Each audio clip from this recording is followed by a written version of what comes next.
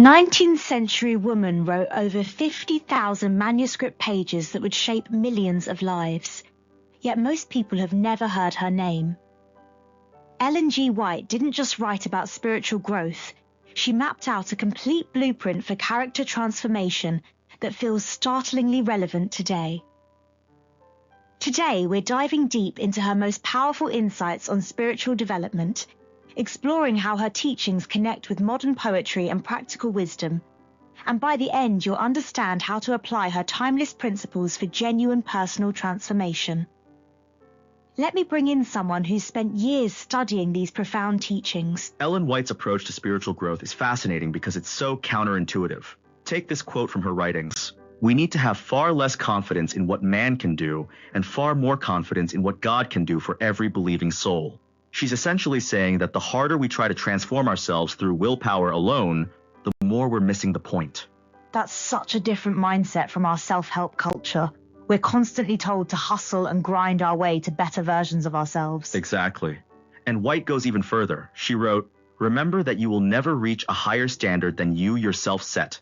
Then set your mark high, and step by step, even though it be by painful effort, by self-denial and sacrifice, ascend the whole length of the ladder of progress." So she's not against effort, she's redefining what that effort looks like. So it's about setting high standards but approaching them differently. Right. And here's where it gets really interesting. White uses this beautiful metaphor from nature. In her book, Steps to Christ, she explains that spiritual growth is like plant growth. The plants and flowers grow not by their own care or anxiety or effort, but by receiving that which God has furnished to minister to their life. Wait, so you're saying a flower doesn't stress about blooming? Exactly. She writes, "The child cannot, by any anxiety or power of its own, add to its stature. No more can you, by anxiety or effort of yourself, secure spiritual growth. It's about receiving rather than achieving." That's actually profound. We spend so much energy trying to force our own growth. And White identified what we should be receiving instead. She says Christ is like air, sunshine, and food to our spiritual lives. He's the living water, the bread of God which cometh down from heaven and giveth life unto the world. So it's about positioning ourselves to receive these spiritual nutrients? Yes, but here's one of her most challenging insights. She wrote, "The closer you come to Jesus, the more faulty you will appear in your own eyes, for your vision will be clearer, and your imperfections will be seen in broad and distinct contrast to his perfect nature." Whoa. So spiritual growth actually makes you more aware of your flaws, not less? It's this paradox of spiritual vision. The closer you get to the light, the more clearly you see the shadows. But White doesn't leave us there. She offers this beautiful counterbalance. A life in Christ is a life of restfulness. There may be no ecstasy of feeling, but there should be an abiding, peaceful trust. So it's not about feeling perfect, it's about finding peace in the process? Exactly. And she gets really practical about this. From her 1901 writings in Signs of the Times, she explains that where there is life, there will be growth and fruit-bearing, but unless we grow in grace, our spirituality will be dwarfed, sickly, fruitless. So how do we know if we're actually growing or just going through the motions? White has this fascinating answer. She says, "One of the divine plans for growth is impartation. The Christian is to gain strength by strengthening others. It's like this divine law, he that watereth shall be watered also himself." Wait, so helping others actually helps us grow? That seems backwards from how we usually think about personal development. It's completely backwards.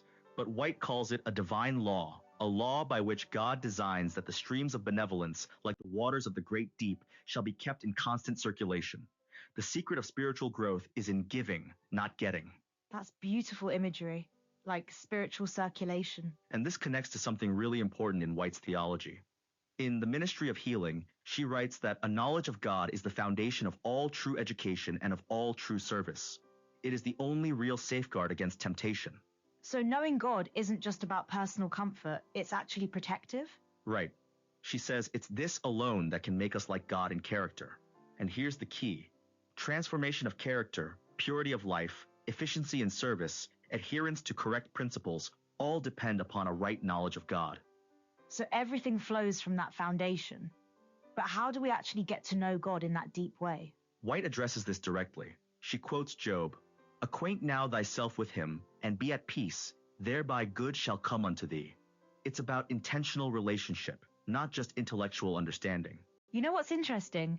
This connects to something I've been noticing about spiritual poetry.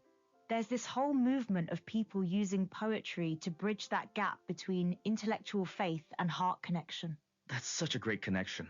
According to research from Punch Poetry, spiritual growth poetry bridges the gap between soul and scripture, between emotion and enlightenment. It's exactly what White was talking about, making the invisible visible. And poetry does something unique, right? It helps us process complex emotions in ways that regular prose can't. Absolutely. The research shows that spiritual poetry helps people slow down and listen inward, make sense of struggles, and deepen relationships with the divine. It's like White's plant metaphor, creating space to receive rather than achieve. I love that connection.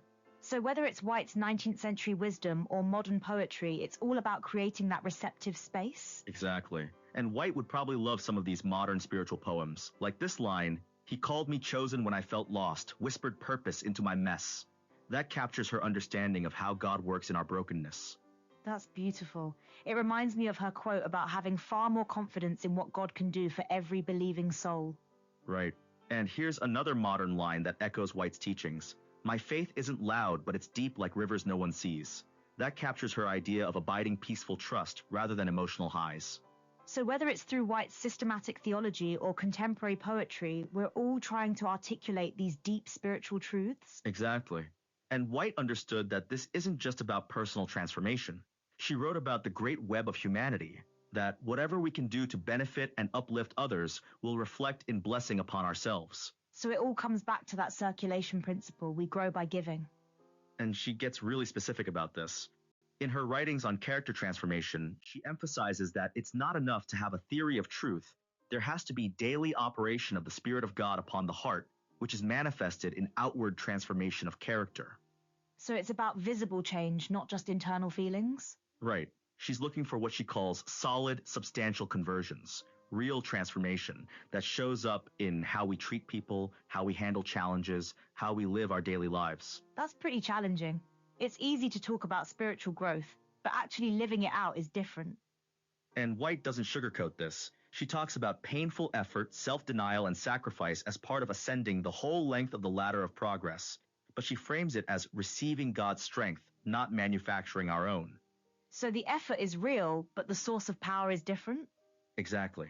She writes, "Your weakness is united to his strength, your ignorance to his wisdom, your frailty to his enduring might. It's partnership, not solo performance." That's such a relief, honestly. The pressure to transform ourselves can be overwhelming. And White addresses that directly with this powerful quote, "Talk unbelief and you will have unbelief, but talk faith and you will have faith. According to the seed sown will be the harvests." Our internal dialogue actually shapes our reality. So we have more control over our spiritual growth than we think, but it's through what we focus on, not what we force. Beautifully put. And she gives us this incredible promise. We have nothing to fear for the future, except as we shall forget the way the Lord has led us and his teaching in our past history. It's about remembering, not achieving. That's so different from our forward-focused culture. She's saying, look back to move forward. Right.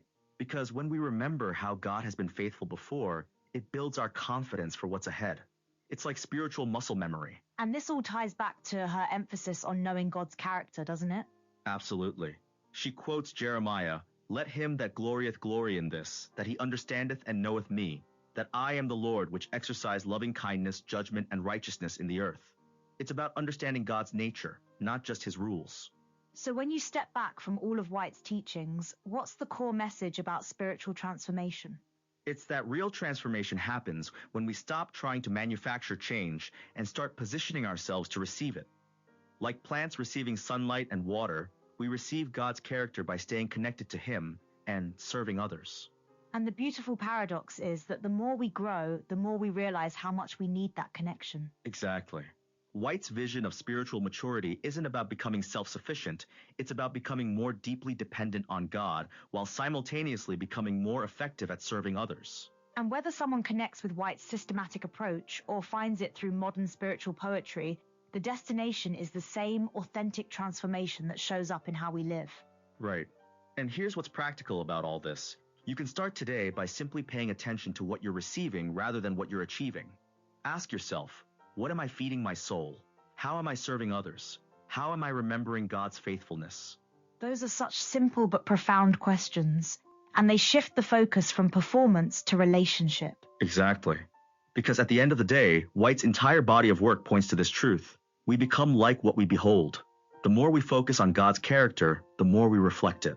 And that brings us full circle to that woman who wrote 50,000 manuscript pages. Ellen White wasn't just documenting spiritual principles, she was mapping out a completely different way of approaching personal transformation. Instead of grinding our way to growth, we position ourselves to receive it. Instead of focusing on our failures, we remember God's faithfulness. Instead of trying to change ourselves, we serve others and find ourselves changed in the process. And whether you discover these truths through White's systematic theology or through a modern spiritual poem that stops you in your tracks, the invitation is the same. Step into a life of receptive growth rather than forced transformation. Here's your challenge for this week. Pick one area where you've been trying to force change in your life. Instead of pushing harder, ask yourself, how can I position myself to receive what I need? How can I serve someone else in this area? You might be surprised by what grows when you stop trying to make it happen. Thanks for joining us on Copilot Podcasts. And remember, sometimes the most profound transformation happens when we finally stop trying so hard to transform.